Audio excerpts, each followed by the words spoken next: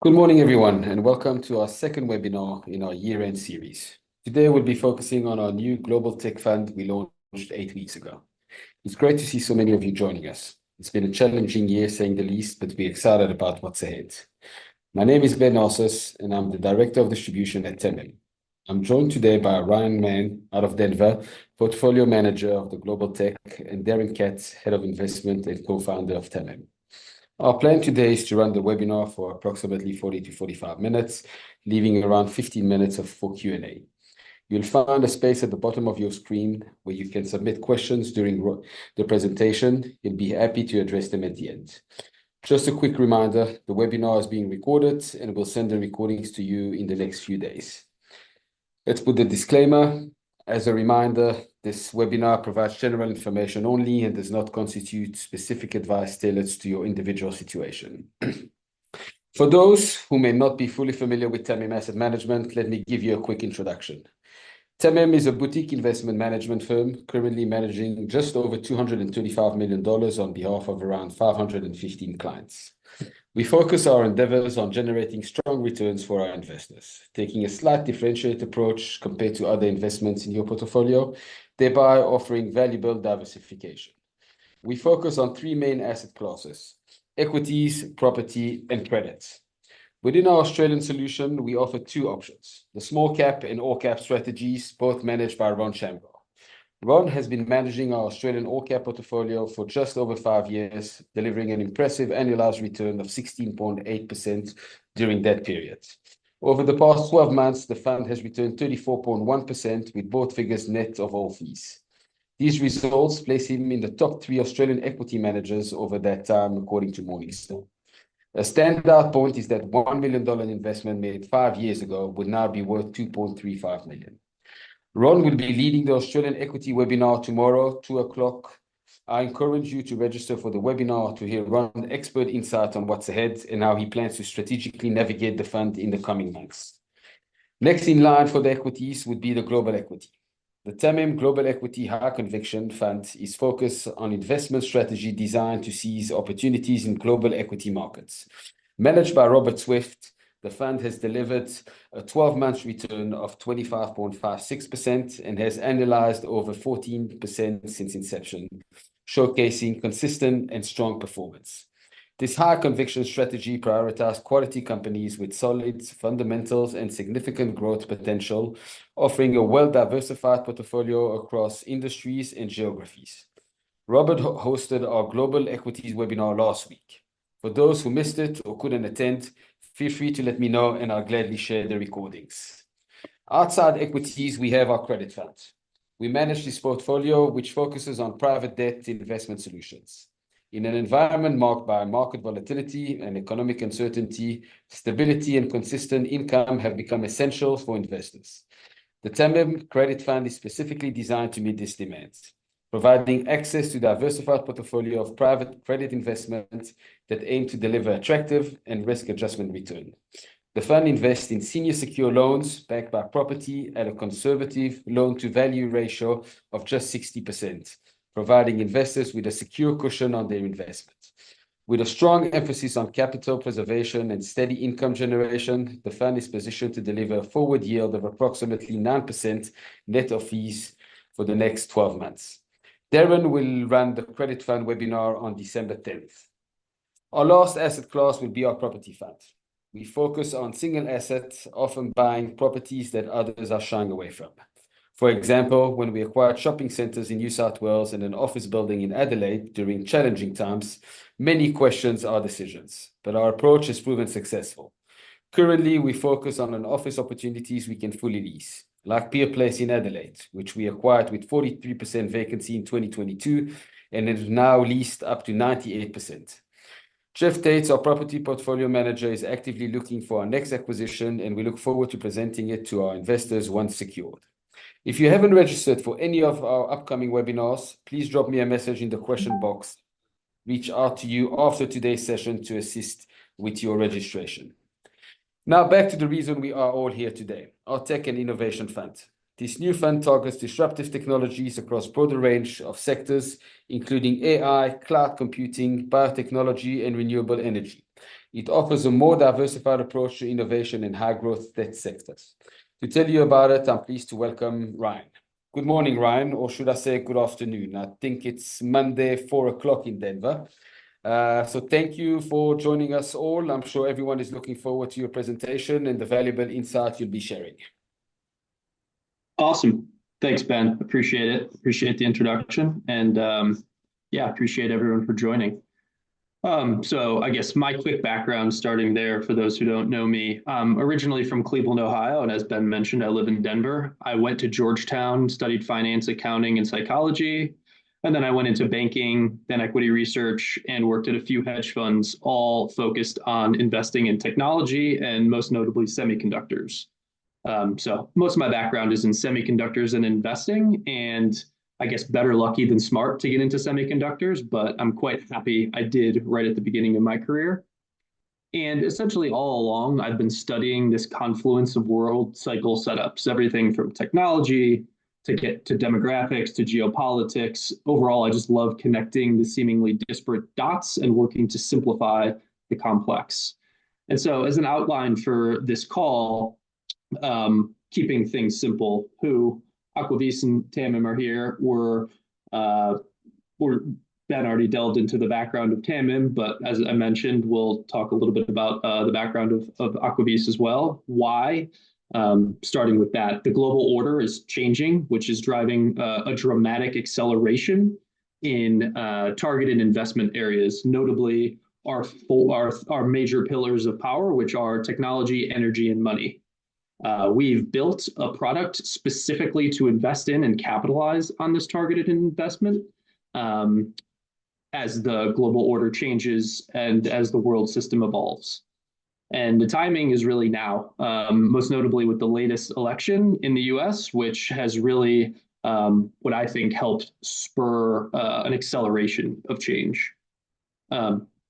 So Ben laid out the background for TAMIM, and just a quick background on Aquavis. It was created a bit over a year ago to specifically build this product that we're discussing, which is really to capitalize on this once-in-a-generation type cycle. And as I noted, we have deep experience in semiconductors and investing. We're driven by solving complex problems and really focused on independent first principles thinking. We believe there's a lot to be learned from observing and analyzing complex systems like nature and applying these findings to analyze markets, industries, and companies, and ultimately stocks. And so overall, we're really dot connectors, connecting seemingly disparate data points to weave together a better understanding of the system and where it's likely going. And just to delve into some of our processes. So our process really begins with the big picture, seeing the world the way it is, and then understanding where we believe it is set to go. So recognizing what are the big sustainable trends that will span the next decade plus. So doing this makes investing a lot easier. You tend to invest, if you recognize these big trends, you can invest with the natural flow.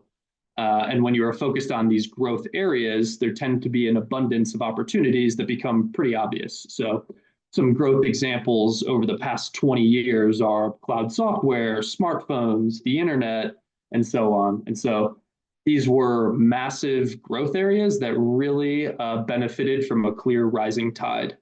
And so on the technology front today, we see the beginning of what we would call the AI wave, which is a massive surfing opportunity for the next decade. So from there, we really delve into our themes. So we find the overlap of our areas of expertise and the big themes. And as we'll delve into, we believe we're at an inflection point in history, which really revolves around power. And the pillars of power that we've identified are technology, energy, and money. So, for example, critical supply chain reshoring is now a national security imperative, and it pertains to all of these pillars. So we'd like to look for overlaps that contain all of our areas of focus. And within that, we look for beneficiaries within these realms that have these structural multi-decade tailwinds, which then moves us down the funnel into the universe. So those are the companies who benefit from any and all of these themes.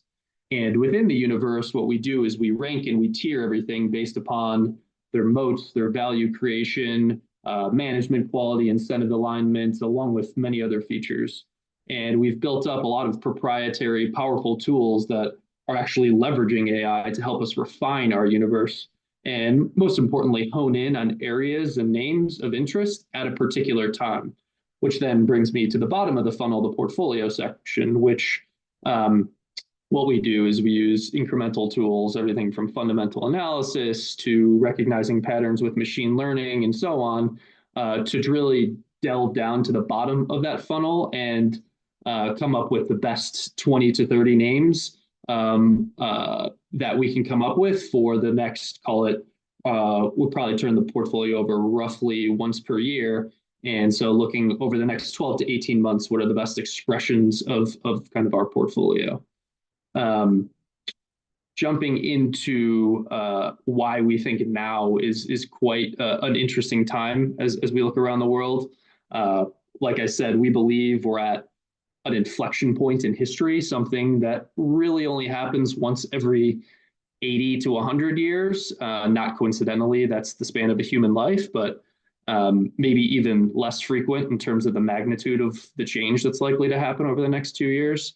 And just these quotes from leaders of the current leaders of the two biggest countries in the world. So you have Joe Biden basically saying the world is changing and we're at a significant inflection point in world history. And Xi Jinping saying from China, right now there are changes the likes of which we haven't seen for 100 years. So clearly, when the leaders of the world are also recognizing this, there's probably things that are likely to evolve, and with change, in our view, comes significant opportunity. So just delving into kind of that global system backdrop to give you an idea of kind of how we build our framework and understanding and mental model of the world. So like I said, we spent a lot of time studying cycles and learning from all the lessons of history. And one recurring theme is human nature does not really change. So history tends to repeat itself, but usually just an outline. So simplistically, things tend to be cyclical. And these natural cycles can and have been studied across various disciplines. And so what we see today is a confluence of many of these cycles all hitting critical points. So from rising geopolitical tensions and a global power struggle. So Peter Zion's The End of the World is Just the Beginning highlighted this several years ago with the thought of moving from a unipolar world to a multipolar world, which we think likely accelerates under Trump, to the demographic cycle, everything from increasing wealth inequality as well as rising populism. Neil Howe laid this out in his book, The Fourth Turning, which was published in 1996. And he just actually published The Fourth Turning is Here last year. And so again, we're at that kind of inflection point. You have over-leveraged sovereign governments all around the world. Ray Dalio goes deep into this and is navigating big debt crises, as well as challenges to the world order. And so David Murren tends to delve into this in his life cycles of empires. And then you also have Carlota Perez's Technological Revolutions in Financial Capital, which basically lays out technological revolutions throughout history, and we're basically at the precipice of another. So what we do is we use these curated experts in their respective fields to essentially stand on the shoulders of giants, and this allows us to understand the system we're operating in and better focus on our core competency, which is selecting basically stocks within this that should benefit from this changing world order. And so these simple bullets kind of summarize the current global backdrop. And the point of this, as you kind of move, okay, so what does this lead to? So the confluence of all of these things, what we see in history is the confluence of similar backdrops tends to, is essentially the pendulum has swung too far in one direction. And what you tend to see throughout history is a swing back in the other direction. And so what we expect over the coming 40 years is likely a reversal of many of the trends of the past 40 years. So more than likely rising labor and capital costs, energy costs, taxes, populism, conflicts. We're seeing all of this today. And we're essentially moving from this low entropy ordered system into a period of disorder. And so these periods can be particularly jarring, as we've seen in prior fourth turning instances. Some examples of those would be World War II, about 80 years ago, the Civil War, 80 years before that, and the Revolutionary War, about 80 years before that. And so our general point here is it's important to study history, and so you have a roadmap and a plan, and you can be proactive rather than reactive.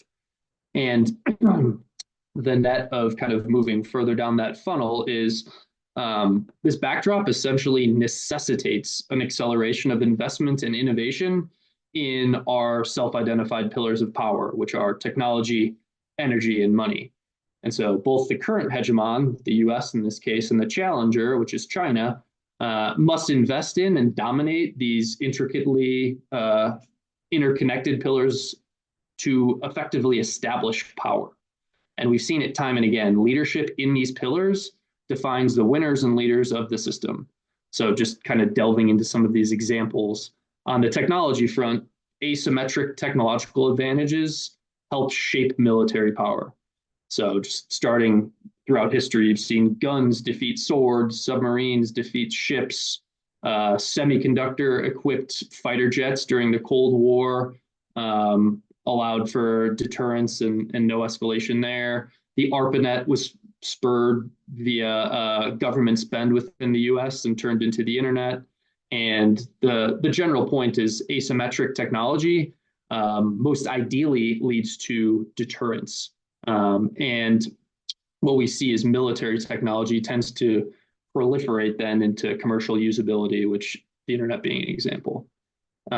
Energy independence is also quite important. So the ability to produce your own low-cost energy, and then monetary independence, the ability to print your own currency and pay off debts in your own currency is of big importance. So we'll get into the details of all of these pillars, but this is kind of the backdrop of why we're so focused on it, as well as why these kind of came to be in terms of our pillars of power. And what we also think is the most recent election of Trump and the Republican sweep in the US is really a pivotal moment in history. Our view is Trump and his team deeply understand these pillars, and they're likely to add fuel to the fire because they know that to reestablish US credibility in the world system, they need accelerated investment in these pillars of power. So what I think the administration really wants overall is growth. And this growth will likely come from a deep focus on the supply side, which is very different than the money printing demand side that had been the focus of prior administrations. So I think deregulation, reprivatization of industries and jobs, a push for abundant and cheap energy at the base layer, all likely paired with a clear focus on investment in technology, most notably AI for growth, productivity, and national security, is kind of like the foundation of what their focus is. And at the same time, that's almost on the growth side, but they're also focused on restructuring and reprioritizing the current system. And you see that with the launch of Elon Musk and Vivek Ramaswamy with Doge. Stage one there is likely a combination of deficit reductions and a reallocation of where fiscal funds flow. And I think, frankly, the mainstream media has this a bit wrong. I do think that they're actually going to be, I think they're going to be able to affect change more so than many think. And so overall, if you combine this right sizing with the aforementioned supply side reforms, it should help rebuild the foundation of the system and overall increase potential GDP and productivity.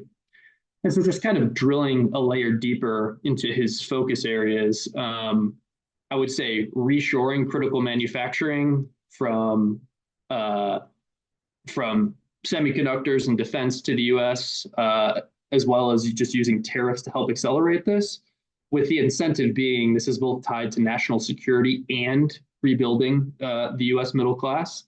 I would say another big point is accelerating innovation around AI and automation by both funding and deregulating. So a headline a few days ago was that the Trump team is seeking to ease the US rules for self-driving cars and create a federal template rather than a state by state. This would be a game changer in terms of implementation. And it's also key because this is inextricably linked with the battle for tech dominance versus China. China is very open with self-driving in Chinese cities, and it allows them to gather a lot of data that can be used for autonomous vehicles for military purposes. It doesn't really take much imagination to see that. And so Trump and team, notably Elon, understand this, and I think that they're going to be focused on accelerating innovation in these areas versus adding bureaucracy on top. I also think a big focus will be on revamping the defense and military spend. So less spent on aircraft carriers, more spent on next-gen innovative tech like drones. And I would say Anduril and SpaceX are really poster children for this. They're the next generation of defense. And similar to what SpaceX did to aerospace, I would expect Anduril does something similar to the revamping of defense. And then, of course, you need energy to power all of this. Expect a multi-pronged approach here, starting with the drill, baby, drill agenda to reduce energy costs, but really also with a long-term view that starts with natural gas and nuclear for kind of the medium term, while simultaneously building out that solar and next-gen tech for the longer term. And then finally, you have to fund all of this. So something that's been floated is a U.S. sovereign wealth fund that was floated by both parties ahead of the election. And I think the focus would be on investing in the future and accelerating these key areas of security, national security interests. So we did a video on the election implications and delving more into it separately. So I would recommend taking a look at that. But in the interest of time, I'll move on to here's a cool video. So basically, I think from a global power perspective, there's a reason Trump had selected Elon to be part of his administration. Trump is particularly good at using people for what they're best at. And I think he understands that asymmetric technology is deterrence, and hence that's why Elon was front and center in his administration. And so this SpaceX video, which I'll play in a second, is pretty epic. So they were able to, and SpaceX was founded by Elon, and what they were able to do is catch a rocket coming back from space on the first attempt, which is a game changer. It totally changes the cost structure if you have reusable rockets rather than just leaving them in space. And so our view is space is one of the next frontiers that, you know, not many people are paying attention to. And I don't mean from a tourist perspective, but I mean from a space-based manufacturing, which allows, you know, manufacturing with no defects, to space-based solar power, to, frankly, if you control the sky and what's in it, from debris to bombs, you have a lot of power. So not a ton of time on this call to delve deeply into that, and I'll play the video, but space and the Arctic are two areas that I think we'll probably do separate videos on that are both very interesting as it pertains to technology. See, oh, we can see it coming down through the plume. Booster coming in hot for booster catch. We're going to ignite 13 of those Raptor engines, and this view is incredible right now. You can see how fast this vehicle is moving on the left-hand screen. Landing burn has been ignited. We're now down to 3 Raptor engines. We can see those chopsticks now in the air.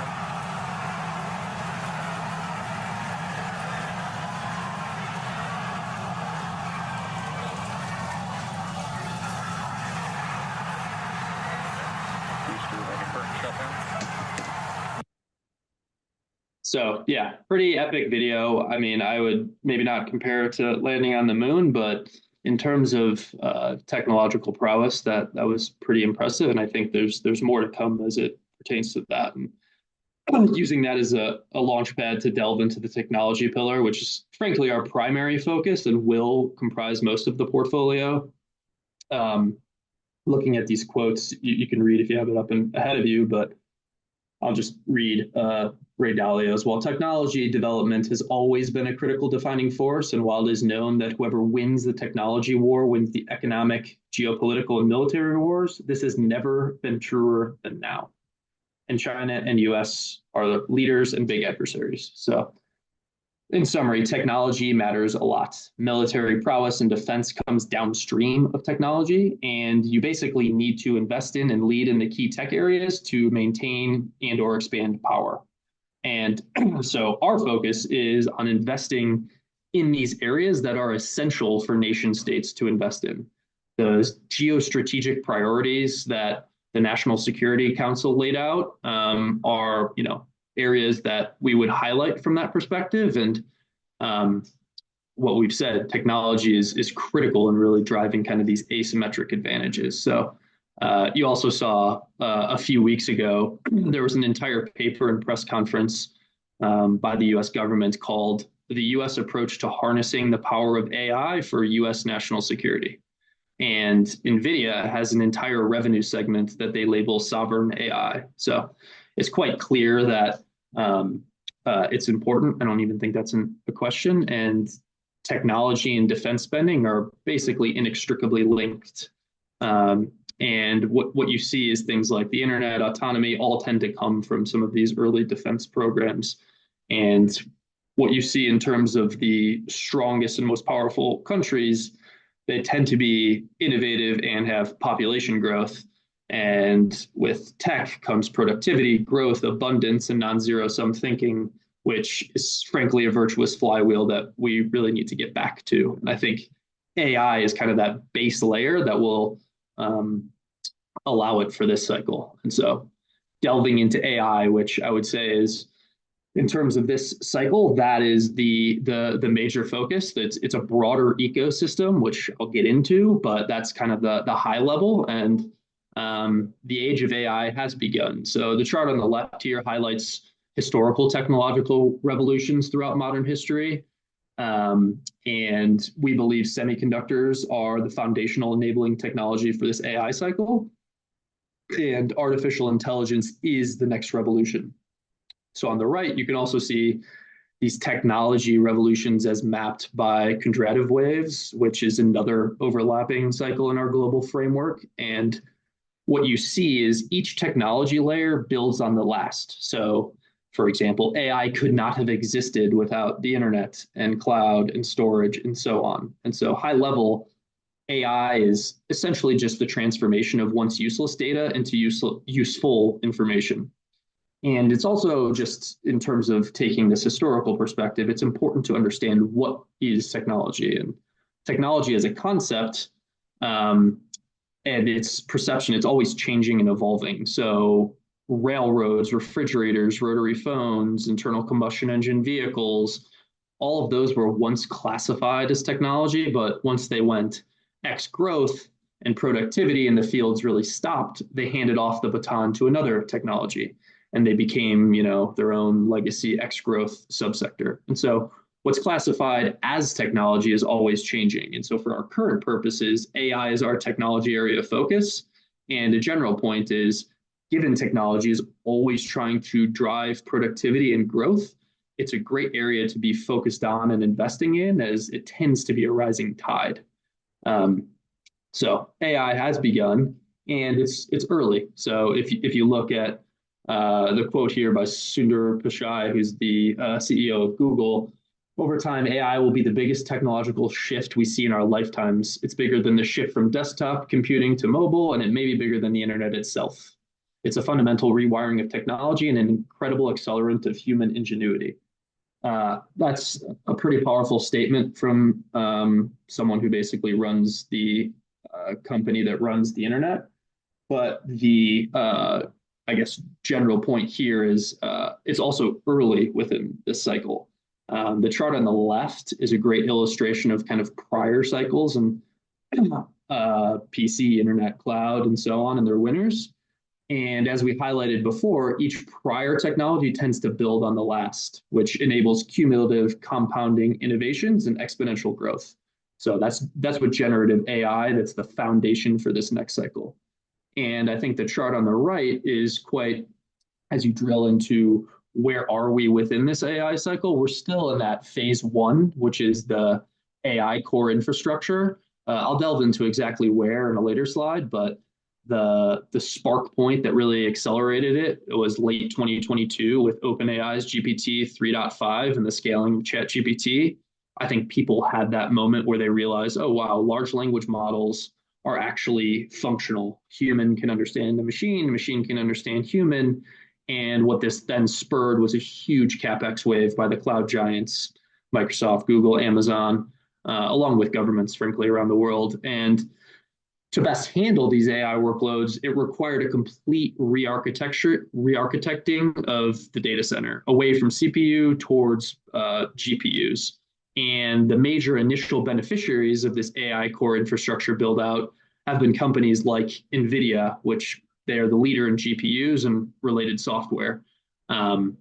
So that was really, I would say, phase 1A. And I think the winners are going to start to change as different parts of the AI data center are re-architected and different workloads begin to proliferate. Notably, networking is becoming quite important. And you got to pay attention as we shift from training workloads to inference workloads.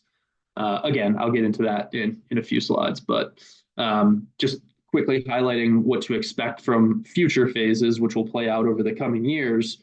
I think the Apple Intelligence Day this summer was a good peek into what phase 2 will look like, which is really edge AI, basically adding intelligence to all of your unstructured data on your phone. Best positioned companies will be those that have proprietary data and direct consumer ownership. And this should lead to massive new product cycles and potentially also spur new device innovations.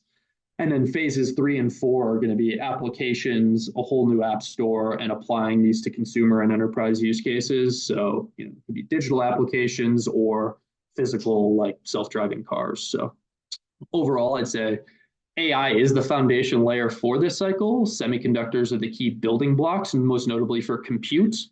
And then we'll get into energy and money are needed to help enable this technology. We'll delve into those pillars in a bit. And so it's here, it's big, it's here, it's early, and it's quite large too. So this is from Bill Gates, who's been quite successful as well in terms of founding Microsoft. The development of AI is as fundamental as the creation of the microprocessor, the personal computer, the internet, and the mobile phone.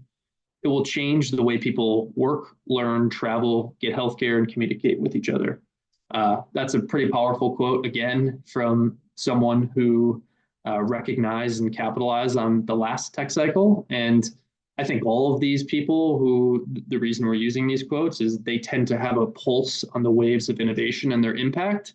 And they weren't saying these things about flying cars or other fleeting technologies. So it is worth paying attention. So overall, I think no one really understands how big it's going to be because there's going to be a lot of path-dependent implications. But given how interconnected everything is and given the size of these industries that will be impacted, from transportation to manufacturing to energy, which are the biggest components of GDP, this is going to be measured in the trillions. And you've already seen that with probably close to $1 trillion, if not more, on the compute layer alone being spent.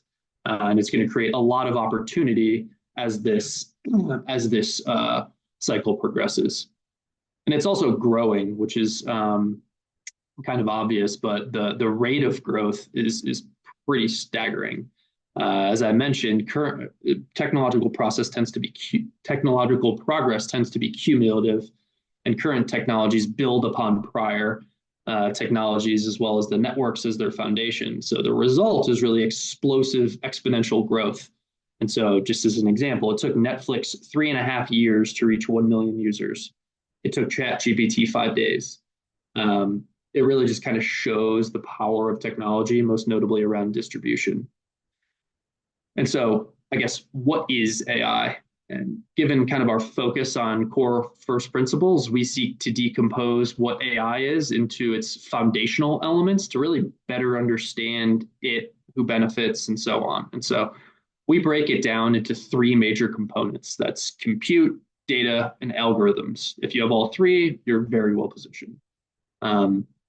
Compute is the foundation layer that really needs to be built out and re-architected. We talked about that with the phase 1. And on the next slide, I'll talk more about kind of who's involved there. But semiconductors are really the base layer of this compute engine, or the oil of compute. I'd say data is really the next layer. So having proprietary high quality data is critical if you want to glean any useful information. And I would say data is the critical input that goes into then the third layer of algorithms. So the oil of algorithms per se. Simplistically, AI allows you to transform quality data into actionable intelligence, which should save you time and energy. And the confluence of these three elements composes AI. And we believe that AI will be the foundation layer to build upon, kind of similar to smartphones and the internet for the next decade. Jumping into really who is involved. So on the right, you see, I would say, a good early version of the AI tech stack. And as I noted on an earlier slide, the early beneficiaries are focused on that AI core infrastructure, which is really the base layer. It's kind of like the railroad tracks. Compute hardware players like Nvidia, as well as AMD, along with manufacturers like TSMC, tend to benefit here. And for everything to really work, first you need to build out and re-architect the data centers. Like I said, like laying out railroad tracks for a train. And so while phase 1A has been really primarily on the training side, in phase 1B, which is what we're most focused on right now, we are moving towards network and memory optimization along with inference, which has a whole other round of potential winners and losers. And we'll delve into a few of these names in a bit more detail on the next slide.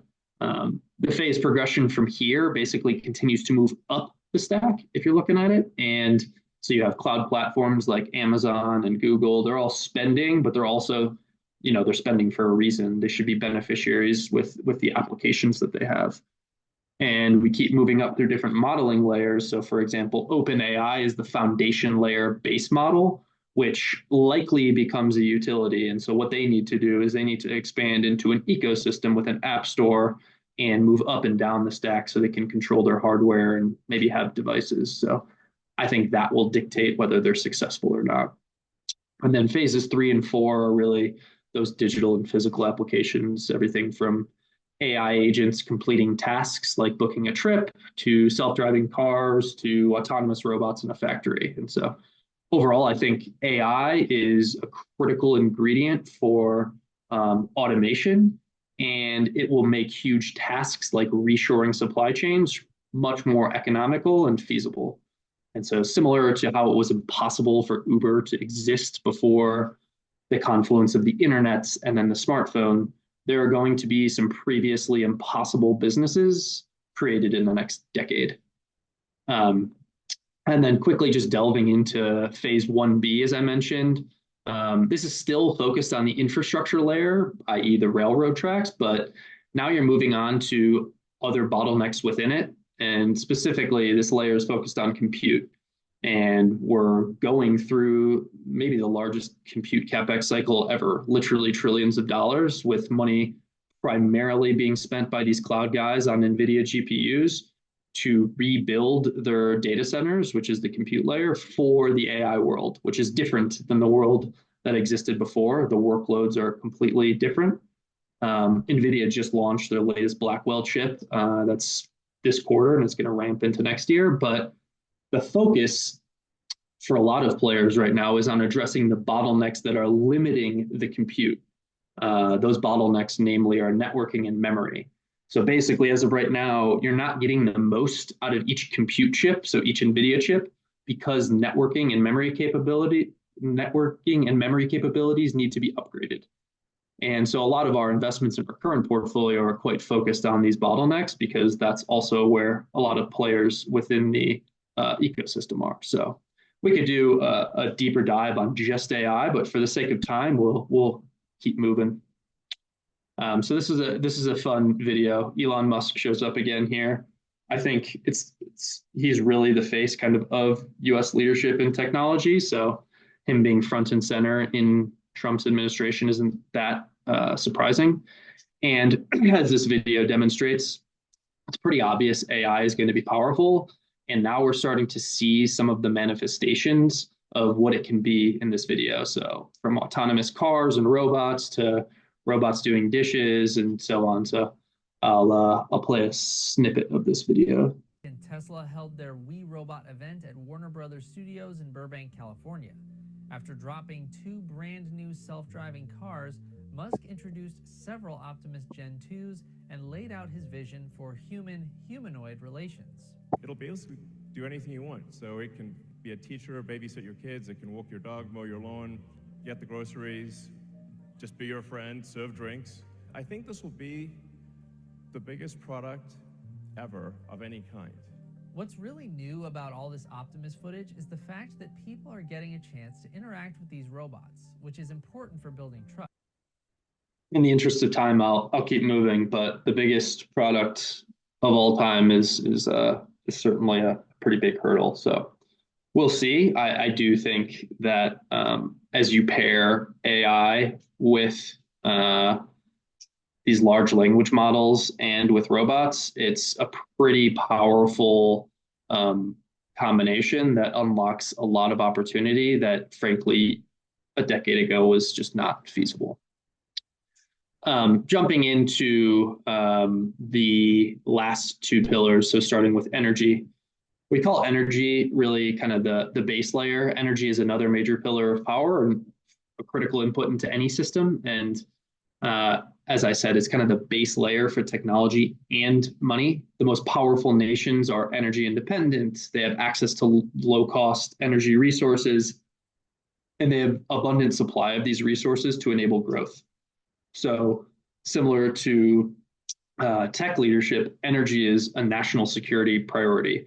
And obviously the Trump administration understands this. Without energy, you don't have industry. And I think you're starting to see, frankly, Germany experiencing this the hard way. And I would say if you look throughout history, as this chart highlights on the right, energy consumption is essentially a one-way train higher since the first industrial revolution. And each unlocking of new energy sources has tended to coincide with jumps in technological progress. As the Jevons paradox highlights, as it becomes cheaper, we consume more of it. And what's a bit ironic is technological revolutions typically require significant upfront energy investment to actually power that revolution. But then the tech itself tends to make energy cheaper and more efficient, which creates these massive commodity boom bust cycles. And overall, it's why we view energy and its general supply chain as they're cyclical industries, and oftentimes they're poor long-term investments, but they're actually quite good at diversifying a balanced portfolio, particularly when you understand the supply-demand backdrop. And in the context of kind of today, the demand acceleration that's happening is pretty remarkable. So energy demand was already meaningfully accelerating due to supply chain reshoring and electrification, but AI effectively layers on top of that and will be a major driver of increased power and energy consumption. The result of all of this is simply there are a lot of opportunities in this broader energy infrastructure build out, and many of them nicely overlap with the AI and technology pillar, kind of sitting at that intersection of the Venn diagram. An example would be an analog semiconductor player like Texas Instruments. So they provide chips that enable automation, they have content in energy infrastructure, and they also have critical US-based fabrication facilities that make them a huge player in terms of reshoring those supply chains. And so that's the demand side. On the supply side, the US is going to be a lot more focused here underneath the Trump administration. And so expanding supply of foundational baseload energy sources like oil and natural gas will be critical, and also bridging that with nuclear as clear transition solutions. You're seeing more and more Microsoft, Amazon, Meta, and so on are all investing in nuclear capability, basically nuclear-based data centers, which overall it's an important energy source for baseload power. And so all of this allows us, investing in all of that allows us to basically layer on incremental energy sources such as solar technology as well, as the battery storage progresses. And so net energy is kind of this base layer that is critical to enable everything that we're focused on. Jumping into the money pillar, it's often, frankly, an overlooked pillar of power, maybe because many don't even understand exactly what money is, but people in the US in particular, I think, are kind of unaware of how important it is, just because the US dollar has been central to everything around the world, and the US is in a uniquely powerful position with the US dollar as the global reserve currency, which again is the foundation of our current global system. So as we've highlighted, this current order is being challenged. You see it every day with things like the BRICS currency and China and Russia net settling in gold. And the chart on the left kind of shows that shift away from US treasuries as the core reserve asset towards gold. But as we've highlighted, financing these innovations on the tech side will require a lot of upfront investment and large sums of money.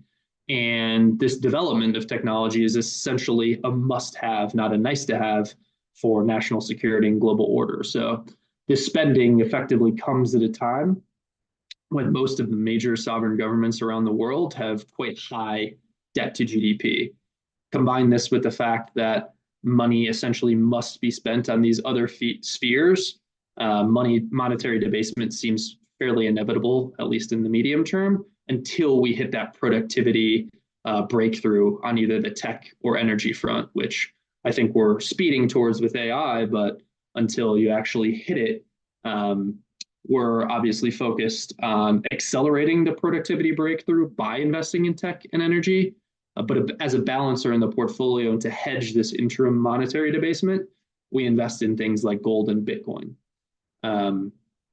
The other element here, just kind of highlighting what I said before, debt to GDP within the US in particular here is over 120%, and they're spending over $1 trillion a year just on interest. And so as you can see throughout history, this happens roughly every 80 to 100 years, and it tends to get resolved by a tech and or energy innovation, as well as a resolution to conflicts and the beginning of a new world order. And so that is potentially what we're on the precipice of. We delve a lot more into this in terms of the fund docs and the info memorandum, but this is definitely an area that we're focused on how it's played out historically and how we could use those learnings to better make decisions today. I'll just quickly go through this. I already mentioned that there's serious interest for a U.S. sovereign wealth fund, and it's kind of the base premise of our confluence in 3 pillars of power. The West needs to accelerate investments or money in critical areas, notably technology and energy, to maintain or expand its power.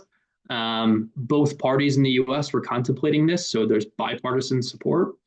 And you literally have the national security strategy mentioning we must complement the innovative power of the private sector with a modern industrial strategy that makes strategic public investments in America's workforce and in strategic sectors and supply chains, most notably critical and emerging technologies such as microelectronics, computing, biotech, clean energy, and advanced telecom. So overall, they're clearly focused on this as well.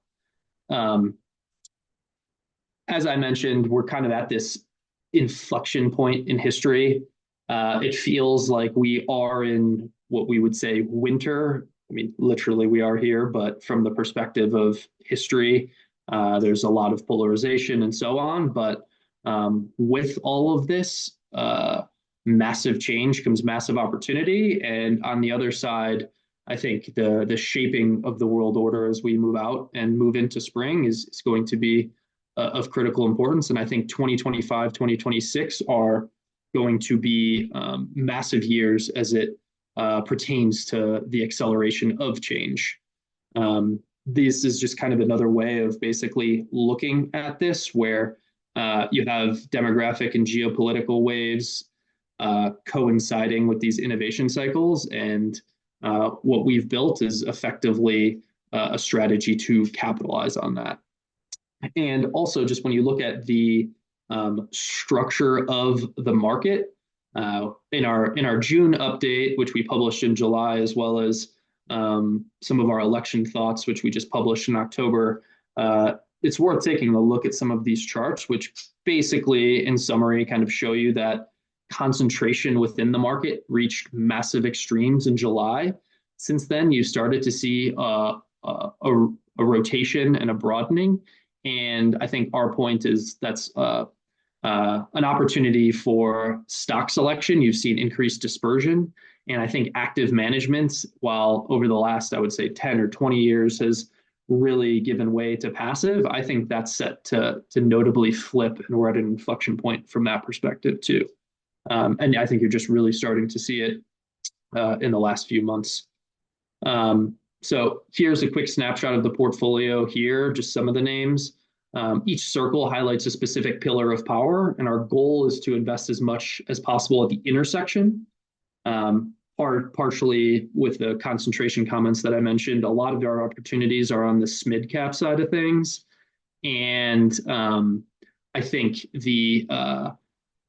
while there might not be as much opportunity, at least in my view, at the broader index level that is heavily concentrated, I think beneath the surface there's opportunities that abound. And most notably, there's two that we chose to focus on as part of this phase 1B of the AI cycle, which is the networking piece. So like I said, you have a bunch of compute that is now out there. So where are the bottlenecks? They're primarily in memory and networking. And so you need to invest in to optimize those areas, networking both within data centers as well as between them. And so Sienna, that's literally what they do. It's a US focused networking systems and software company, and really their main areas of growth opportunity are not just connecting the networking within a data center, but also turning multiple data centers that are near each other into basically super data centers. And so Microsoft is working very closely with them on this type of build out to make effectively when you have something like an AI network, it's important to have clusters like that. And so data center to data centers is quite powerful. And then another one is Mahon, which is another kind of mid-cap company. It's an analog semiconductor company. They do everything from networking and optical to military and defense, as well as AI and automation. So they're really kind of at the confluence of that Venn diagram. But I would say the biggest near-term catalyst for them has been significant content gains in Nvidia's latest platform, the Blackwell platform. So overall, I think both of these names are well positioned, and just highlight kind of how we get from the high level views all the way down to the actual portfolio. With that, I'll hand it back to Darren. I know we're getting tight on time and definitely want to answer some questions. Ryan, thanks for that. Always good to listen to you. Certainly, I know Ben and I are sitting here and feeling not all that smart. It's a complex area, and really happy to have you guiding us through this. So as you can see on the screen, we've put up the chart of the NASDAQ and a growth of $1 million over a 5-year period of time. And really this captures the idea behind us starting this fund and looking to take advantage of the sector of the marketplace. Over that period of time, you've seen the NASDAQ do exceptionally well.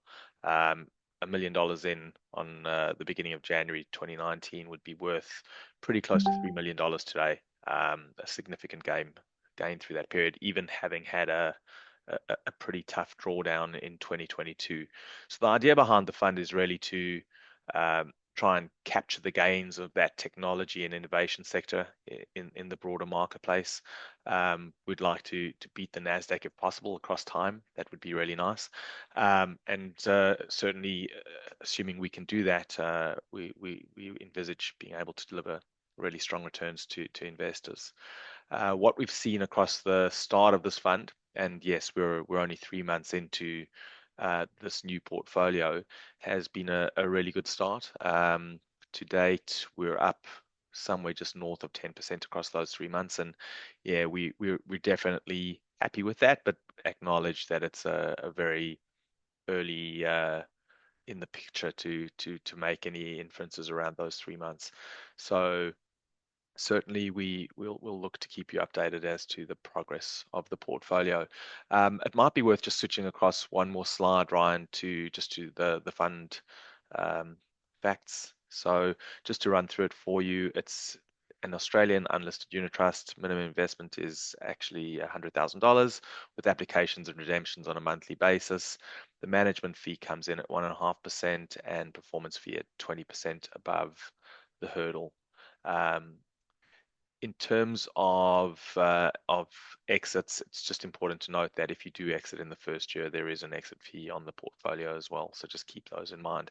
I won't talk too much longer. I just want to run into the questions that we've got. We don't have a huge amount of time left for today, but just wanted to give you the first one there, Ryan. A lot of questions actually around Nvidia. Do we own that in the portfolio? And if not, why not? And at what price would you buy it? Yeah, it's a good question. I mean, I think Nvidia this cycle is analogous to kind of Cisco in the early for the internet cycle. Not necessarily saying I actually think Nvidia has a better moat because they have software on top. It's called CUDA on top of their GPUs, and they're set to have shift to an annual cadence of technologies, which essentially is similar to Apple rolling out an iPhone every year. NVIDIA is going to roll out a new chip architecture every year, and the life cycle of each is likely to be somewhere in the 1 to 3 year range. But I guess the broader point being is NVIDIA is a key enabler, but in terms of the opportunity set, I think you look to own something like that more at the start of an upcycle rather than really where we are. So at the start of 1A, that's when you really wanted to own, NVIDIA. And so that was, call it early 2023.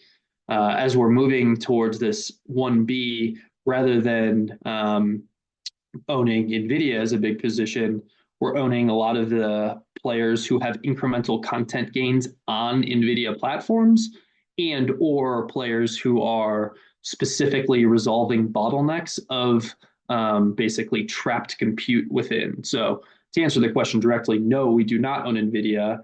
Yes, we think it's an incredible company run by an incredibly smart person, but the I guess opportunity in terms of forward returns relative to other areas is lower relative to the hurdle that we want. And I think the opportunity to buy it, I would expect, call it in 9 months, we'll have the opportunity to buy it probably lower, maybe 9 to 12 months. And that's probably when we'll look to repick up something like that. But yeah, overall, I think it's a great company. Thanks, Ryan. We talked about the money pillar, and we've had a few questions around that. What do you feel is the right way to get exposure to that pillar? Have you been investing in Bitcoin or other crypto? What are your thoughts there? Yeah, another good question. So I think how we designed Confluence overall is to be its own self-diversifying portfolio. So technology needs energy, needs money, and they're all different almost assets. I think, frankly, like gold and things like Bitcoin help diversify a portfolio in ways that U.S. Treasury bonds kind of used to. And so I think this whole risk parity concept has kind of gotten blown up since really March of 2020.